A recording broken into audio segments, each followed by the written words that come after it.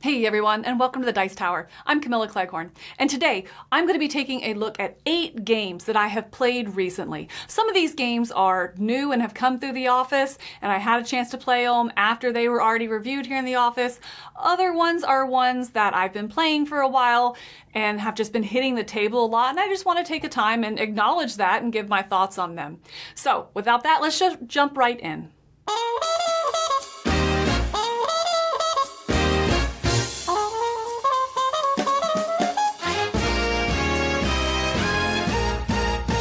I want to talk about Wonder Tales, and this is going to be a button-shy 18-card game. It's for 2 players specifically, and only at 2 players, and it's going to be a tableau builder of sort, but it is a shared tableau. So in this game, you're each going to have 3 cards, one that you have to play down into this, again, shared tableau to try and maximize your scoring. Some are going to score by being next to each other, others are going to score by not being next to other cards, so you're not only trying to maximize your score, but also trying to make sure that you take away those scoring opportunities for your opponent. I thought that this game did a really good job putting a lot of game and a lot of strategy into just these 18 cards, but it was a little bit too mean for my taste, or take that for my taste. And I think that led to a real big swing in each round. For example, one round I think I had a score of 16, and the very next round I had a score of -2. Now I will say some of that luck is mitigated and swinginess is mitigated by there being multiple rounds to this game. So that does, I think, speak to its benefit and kind of the scope of what can happen here. But it just wasn't quite to my taste. I would play it. Sure, I'll sit down, I'll play a couple rounds, I'll enjoy it, but it's not one that I look to play 2 times in a row. Next up, I want to talk about Yokai Sketch. Yokai Sketch has absolutely adorable artwork, but no theme. So it's one that when you look at and you're kind of explaining and reading the rules, you can really feel them trying to sell that theme. But at the end of the day, this is just a game where you're laying out cards, trying to meet a requirement in the middle to gain that scoring opportunity for yourself. It is very mechanical card. That being said, it's also very simple. I will say in the rules, there's a big detriment in the rules of this game where the English rule is not the same as the Spanish rules. This is originally in Spanish, so I went with the Spanish rule and it made it a lot more complete of a game, though as it's written in the English rulebook was highly confusing. So for that, I came in at a 7. I thought this was perfectly pleasant. The artwork is nice, it is pleasing, it's not offensive. It's one that I would recommend to somebody if they really like these little card games. Again, what can you do with a simple deck of cards and some numbers? I mean, you only have 2 power cards in the entire game. So it's interesting what they can do with that.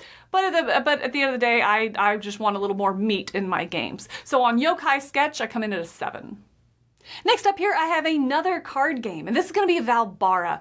Now, Valbara is a simultaneous action role selection kind of game where you have a hand of cards and you're going to simultaneously play one face down for its action. And ultimately what you're doing is you're bidding for initiative order in order to select a card out of the middle, which will combo together for end game scoring. This game reminded me a lot of Libertalia or Citadels, somewhere right in the middle of those two. I'm going to come in at a 7.5. I will say out of the 3 games, the Citadels, Libertalia, and Valbara, this would be my go-to. I find it to be not quite as cutthroat as Citadels, but also Libertalia just stays on the table a little bit too long. This is a nice middle ground of these 3. Not that these games are related, like in designer or publisher or anything like that. This is just my comparison of them. And for those 3, this is the one that I would most recommend and get to the table most often. So for me, Valbara, a 7.5. Now this next game really caught me off guard with how much I liked it. I'm going to talk here about Recto Versa.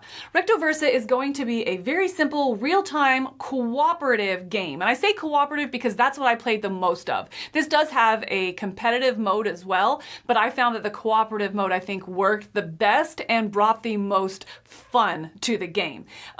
With that being said, I say game lightly. It is more of a fun activity. It's definitely one that you sit down and you're playing, in the first round, you have, let's say, 1 minute and 30 seconds to get something done. And it takes you a whole like 1 minute and 20 seconds. And you're looking at that round 7 where you only have 15 seconds to get that same task done. And you're like, there's no way. But that's what's so fun about this, is I really do feel that you get better as you go round to round, as you kind of get to know your partner and you get to know what you need to say, how to communicate, you get a system down. And so that you really do see yourself getting better from that 1 minute and 20 seconds down to 15 seconds to get the same exact task done. I think that's really neat and can kind of innovative in a fun activity. This is one that, as far as a game, it's probably not going to hit the table much, but as an activity, absolutely. So for that, I'm going to come in at a 7.5. It's one that I think would get have a really good table presence and get a lot of table time in that family game night. Maybe if you have people in your life that aren't gamers, or you just need another filler game that you like that real time, a little bit of chaoticness to it. You can play this teams, or you can play it in cooperative mode, and in all of those realms, I think that this would get table time for me. So for me, Recto Versa is a 7.5. I remember when Trailblazers was on Kickstarter and just how captivated I was by this project.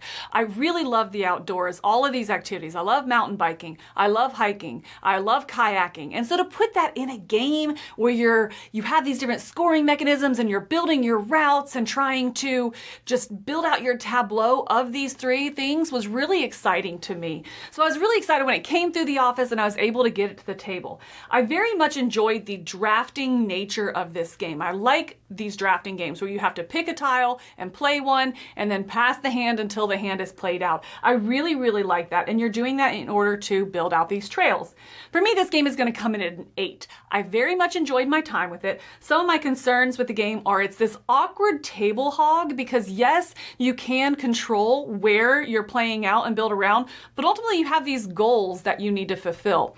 Those goals I also feel are maybe a bit, I don't want to say swingy, but some are really hard and some are really easy, but they might be very similar in how much they score. And so I know, and there was a couple different plays that no one even tried for one of the scoring opportunities, because it's like, it's not worth the extra 1 point I'm going to get from it. I can do that by just extending my trail a little bit more. So I think that really kind of is a false focus of the game, but the actual tableau building of this game, where you're building out, is very interesting and very fun to try to capitalize on the cards that come into the hand and ultimately balance the 3 different trails that you're having to build. So for me, Trailblazers came in at an 8. I also recently had a chance to get Masters of the Universe to the table. This is not one that I have any connection to this IP. I didn't grow up watching it. I've since playing the game, looked at a couple of YouTube videos of it and watched a couple episodes, tried to show it to my son. He had 0 interest in it. So I have no connection to the IP. That being said, I very much enjoyed my game of this. I played it at 2 players, and I love 2-player games, kind of like the Claustrophobia 1694. I really like these big 2-player games that I think that are specifically suited for 2 players, not 2-player variants or something like that. I like my big epic games, right? And if you can do that and give me that feeling for a 2-player game, I'm twice as excited. And I think that this game did that very well. It's very well suited. I think the action cue leads to strategy in this game. I think both sides are very well balanced in having to decide when they're going to play what characters. If you're playing as the bad guys, you're also having to see when you're going to take that rest action as well for a little bit extra.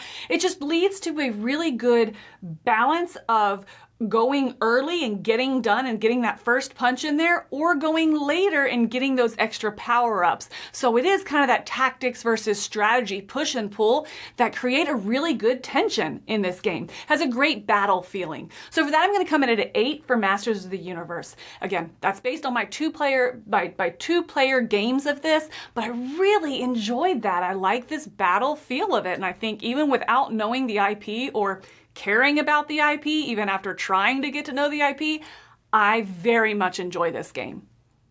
Next up here, I want to talk about an older game, and that's because it's been hitting my table a lot recently. This is going to be Minecraft Builders and Biomes.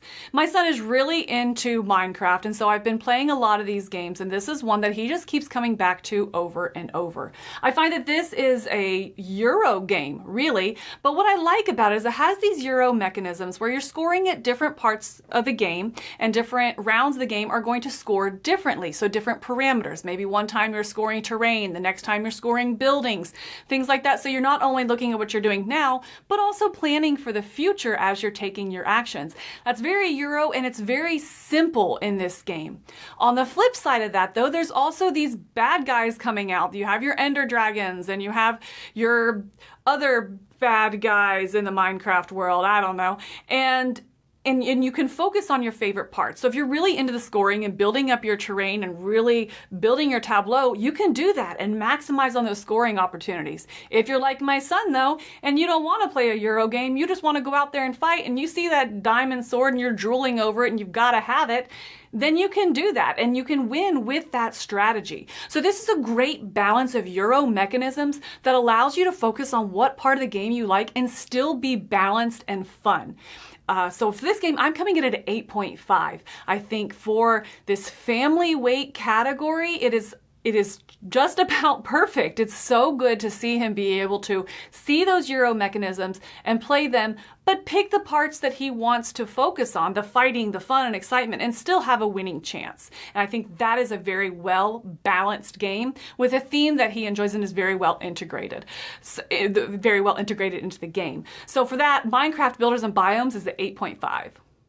The last game I want to talk about here is My Father's Work. My Father's Work is going to be a big, epic story, narrative choice worker placement game.